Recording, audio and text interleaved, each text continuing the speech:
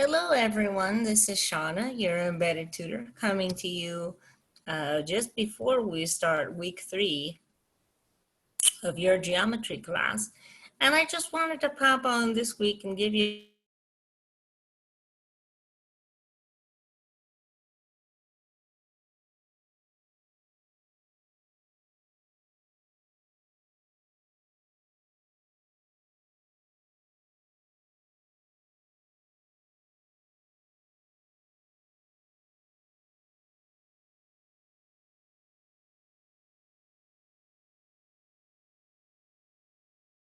here's your class page. Let me go to student view so that you'll be seeing the same thing that I'm seeing here. Okay, so this is how your page looks. After you log into your class, there's plain geometry up there. And we do the thing that we normally do. We go to modules. And so when we go to modules, we go to week 3, which is this week first. So here's week 3. And in week 3, we're going to be looking at proving lines of parallel and the angles of the triangle. And you're having a quiz this coming week, your first quiz, on sections 1.2 to 1.4 and 2.1. So when you're looking at proving lines parallel, let's go to the section really quick so I can show you what's in there. So you have some of you have still been asking about videos. Remember that for every lesson you have not only PowerPoint slides, which you should read first along with the textbook, and you have a video for every lecture. So go ahead and watch that if you're having issues. Proving lines parallel. Let's click on that. And I'm going to stop sharing this for a minute. And I'm going to share my other document here as soon as it opens. Because right now it doesn't want to show me, but I'm going to make it show. There it is. Okay, so I've got my screen. Here's your lesson 2.3 this week. So we're starting to get into proofs, and we're proving lines of parallel. Remember that parallel lines, they don't, they never touch each other, and they're always the same distance apart by definition. So you want to make sure that you understand that about parallel lines. Now, the first theorem that she's going to talk to you about is corresponding angles. Notice you're going to need to pay attention to the fact that you have two lines cut by a third line. This cutting line is called the transversal, and that's going to be very important. You'll hear a lot of things like, if two parallel lines are cut by a transversal then, or if these angles are this particular way, then the lines are parallel. These particular theorems start with two lines. We don't know if we can't assume they're parallel, but we have two lines cut by a third one, the transversal. If we have two angles, notice they're on the same side, that are in the same orientation. Notice here that they're both on the left side of the transversal, and notice they're both above their respective line. Angle 1 is above angle A on the right. Angle 2 is above angle B on the left, on the left. Angle 1 is above angle A on the left.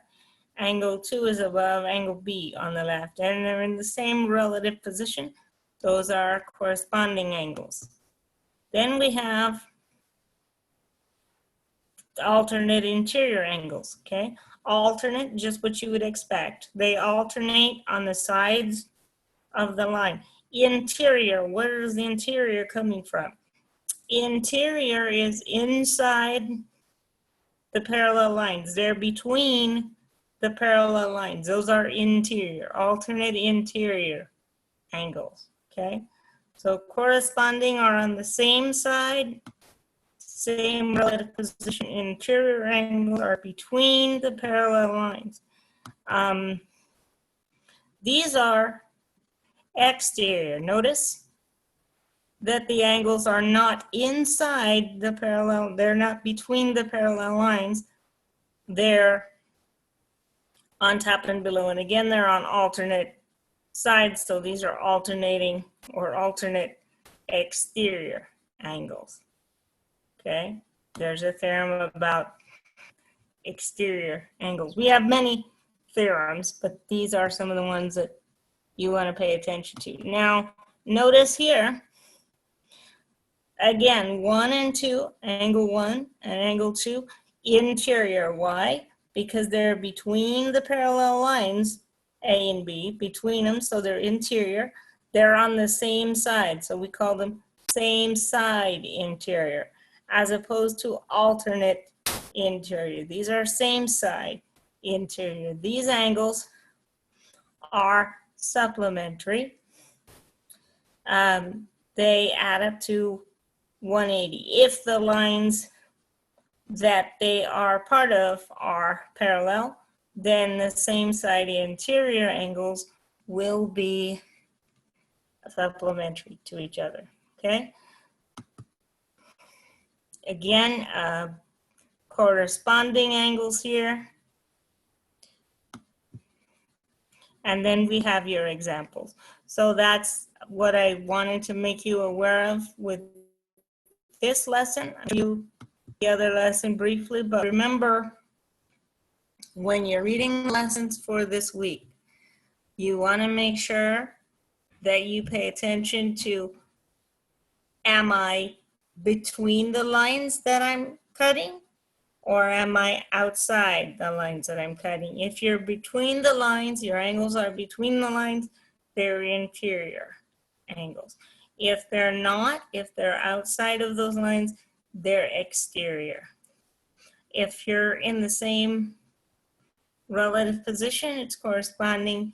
If you're on alternate sides or different sides of the transversal, you're alternate. Okay, so just be aware of that. Let me also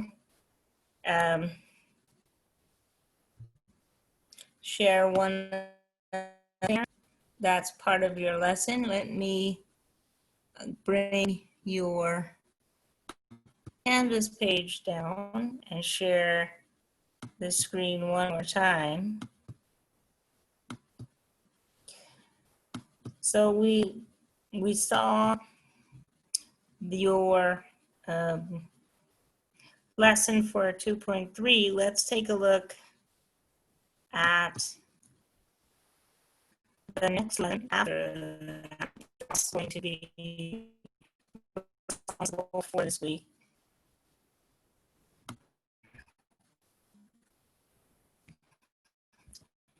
We have a lesson on 240 angles of the triangle. So I'm going to show you that right now.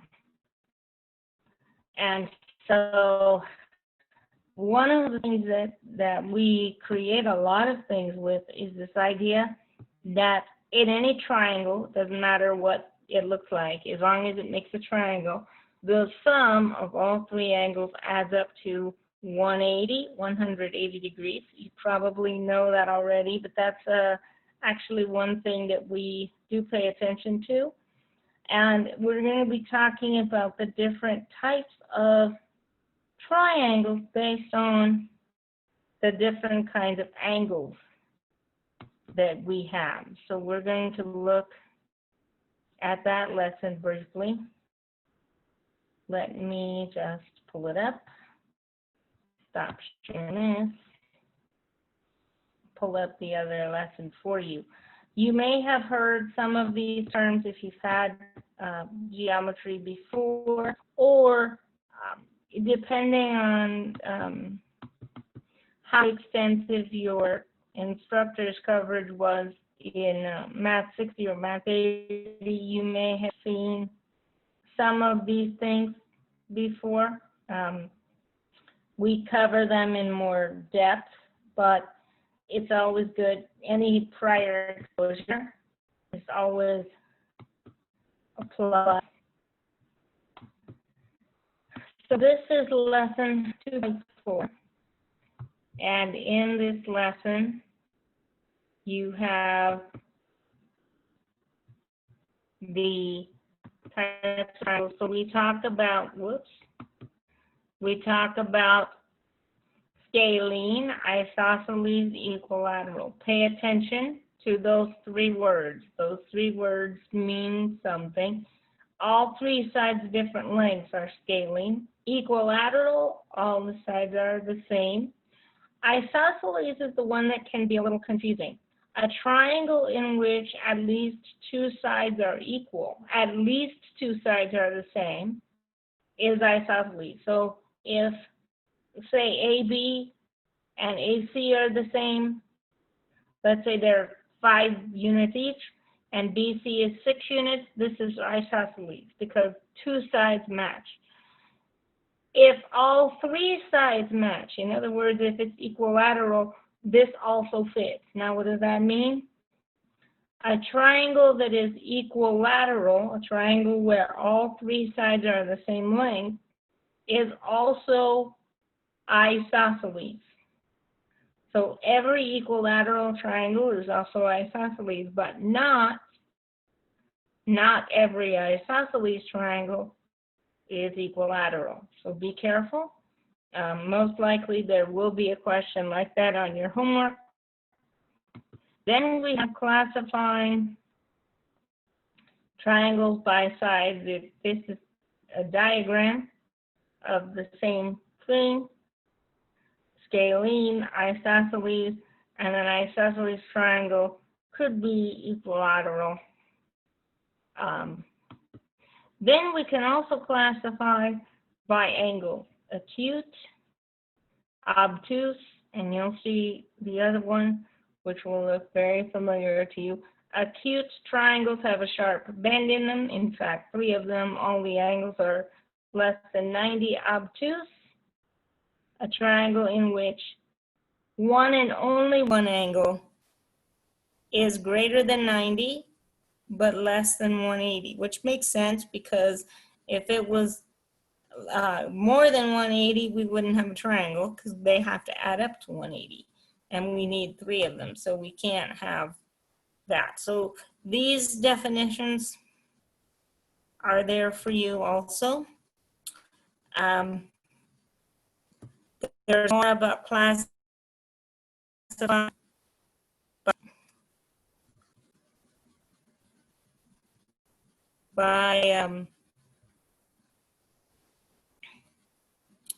by the types of triangles. We have right triangles, obviously very familiar, and equiangular triangles, a triangle in which all 3 angles are congruent. The angle sum theorem that we mentioned, that all 3 triangles have to add up to 180, and again, if we know that all 3 angles add up to 180, then we have a triangle. So just a few things for you to consider this week as you negotiate the